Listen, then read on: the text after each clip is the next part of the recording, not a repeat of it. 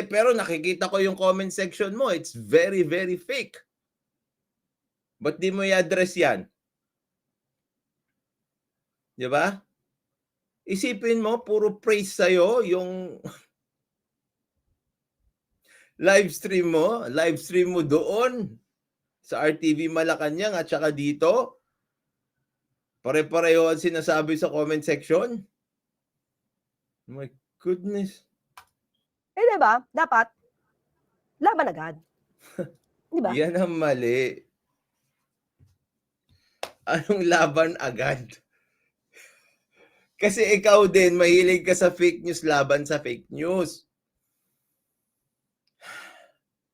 Presidential Communications Office kayo. Communication. 'Di ba? I-communicate sa tao yung mga bagay-bagay na dapat nilang malaman.